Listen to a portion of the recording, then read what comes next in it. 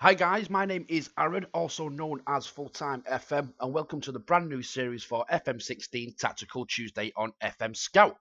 Now, what I usually do for a Tactical Tuesday is let you guys nominate a team. Whoever's got the most nominations, I do a tactic for them the following Tuesday. But because this is the first episode of the series, I haven't been able to ask you guys to nominate a team. So I'm just going to pick Barcelona, give it a quick tactical makeover. I'm going to try and go with the Tika-taka style that they play in real life. Try and copy that. You guys can download it and give it a whirl yourself. So what I'd like you to do in the comment section is when the video is over, is nominate your team. You could be any team in the world, and then next week, whoever's got the most nominations, I'll do a tactical guide for them too. So picking Barcelona, as I said before, I'm going to go for a Tika-taka style that Barcelona play with real life. Now the game FM16, it's been out for nearly 2 weeks now, and it's took me quite a while to get used to the new interface, the new match engine, so on and so on. So that's why it took a couple of days to get the tactic out itself. So with Barcelona, I think this would be the best starting 11 to start with Barcelona if I was starting a new FM16 save. I'd have Messi at the top with Neymar and Suarez on the flanks, Iniesta, Rakitic and Busquets in the centre of the park, Alba and Dani Alves as the fullbacks, Mascherano, Piqué as the centre-backs and Ter Stegen in net. On the bench, you'd have Bartra, Douglas, Samper, Roberto, Charan, Monet and Rafinha. Now, the way this tactic works is the mentality will be attacking. You've seen Barcelona do it in real life. They push really high up the pitch. Mascherano and Piqué are usually floating about this bit near the halfway line. I want the team shape to be very fluid. I want a lot of movement, especially at the top of the park with Messi, Neymar and Suarez. And this is how the instructions are going to work as well. So the tempo, very, very high. That is what was it Pep Guardiola? Or could have been someone else who named it Tika-taka football, where they pass to feet very, very fast. It's very hard for the opposition to mark your players. So I want the tempo to be very high, time wasting rarely. Want to play with a little bit of width. We want to get Neymar and Suarez involved as much as we can, and plus the fullbacks as well. This is going to be very important to try and get the fullbacks into the game. Now, the defensive line is going to be very, very high as it will let me go. Now, the reason I do that is because that is how Barcelona play. They have the centre-backs and the full-backs and Busquets just in front of them as high up the pitch as they can. So if the opposition win the ball, they've not got a lot of space. They've just got to play that long ball over the top. And it's very easy for the goalkeeper to come out, sweep up, and then Barcelona can start the attack again. So because we're pushed so high up the pitch, we're going to have the offside trap ticked as well. Now, the closing down, we'll want that as high as possible. We've seen Barcelona do it. When they play any team in the world, the other team doesn't really have a lot of time to try and build up an attack from the back because Barcelona should keep pressing. I think Pep Guardiola, when he was at Barcelona, said they have 4 seconds. That is how they train. 4 seconds to try and win the ball back off the opposition. So that's what we want to try and do. Close down much more. Prevent the goalkeeper from distributing short. So the goalkeeper just has to blast it forward. And then you've got Piqué and Mascherano who can deal with that quite easily. Tackling, we want them to stay on the feet. We're going to play out a defence. We're going to build our attacks from the back. Now, we have got fast wingers. We could pass into space if we want to, but we want to try and pass to feet. You've seen Barca do it. They pass to feet, then they move, pass the feet, move, pass the feet, move. Pretty much that is why it's called Tiki-taka. Shorter passing, we want retain possession. Try and keep hold of the ball as much as we can. Be more expressive. Now, I've got that ticked because with the likes of Iniesta, Rakitic, Neymar, Messi, Suarez, you don't want them to be disciplined. You want them to express themselves. They've got great vision, they've got great first touch, all the creative stuff that you need in a top football player, so you want that to be ticked as well. Now in the attack, we want to work the ball into the box. We don't want to be having people shooting from 40 yards, giving the ball away. We want to work the ball into the box, and we want to have the overlap as well. Now the way that'll work is because Suarez and Neymar are both inside forwards. When they cut inside, you'll have like a 3-man attacking outlet at the top, and then the 2 fullbacks will push forward and supply the width for the team.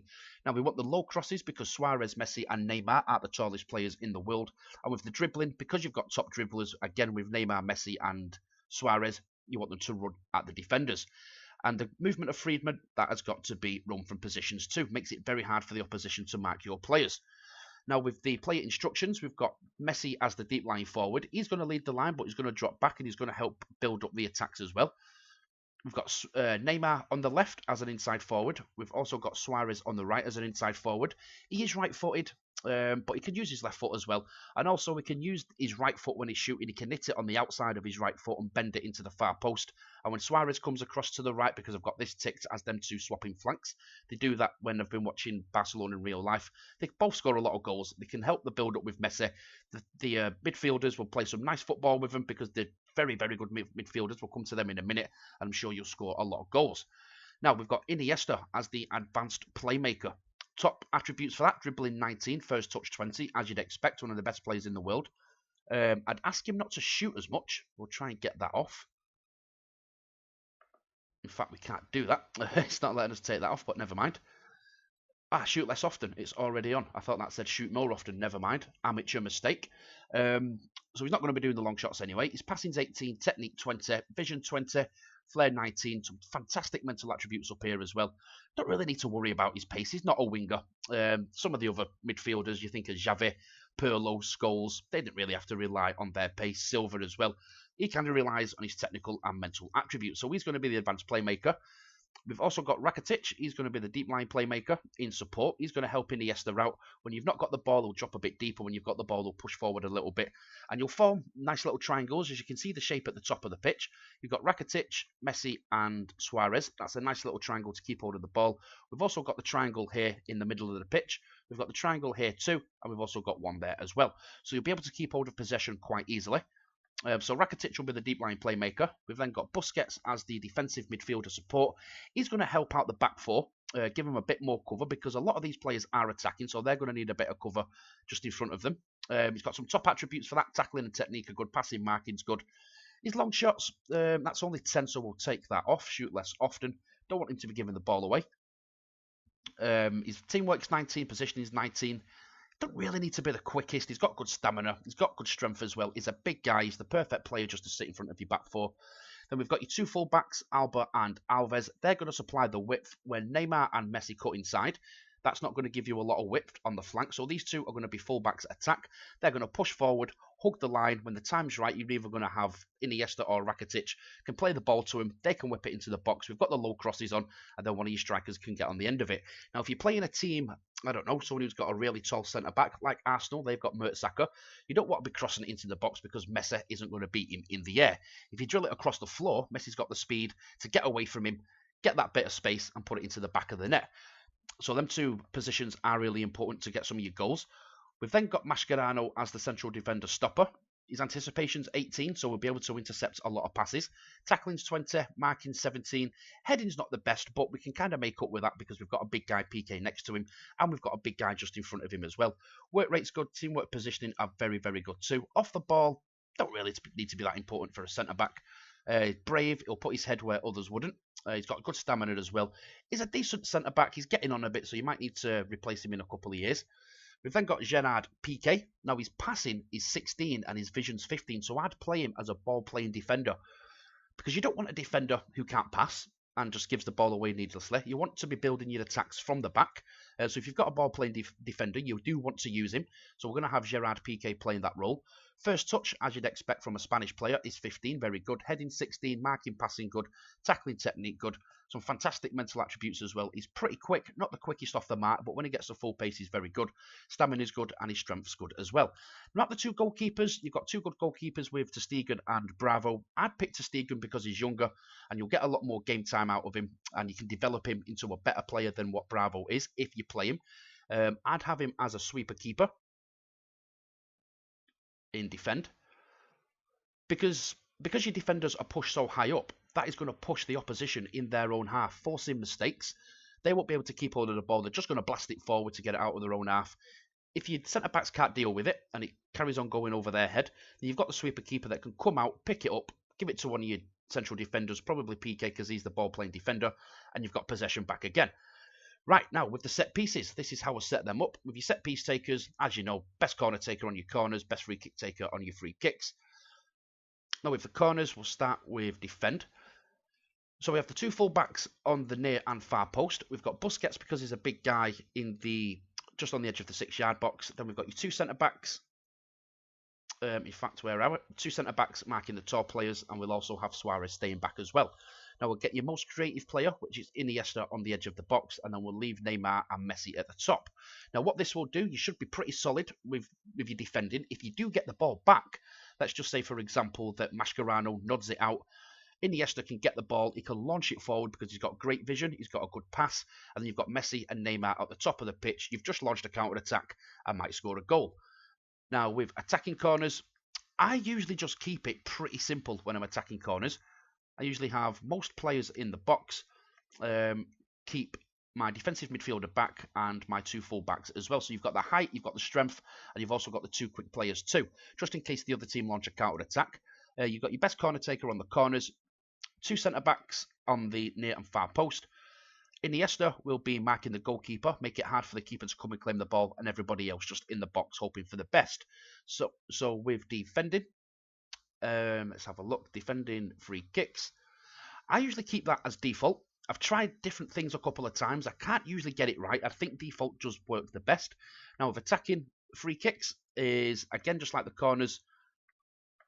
I'll just swap him round with Busquets. So you want Busquets staying back with your fullbacks, best free kick taker on your free kicks, and everybody else forward. The free kick taker will aim for the person who has got the best header.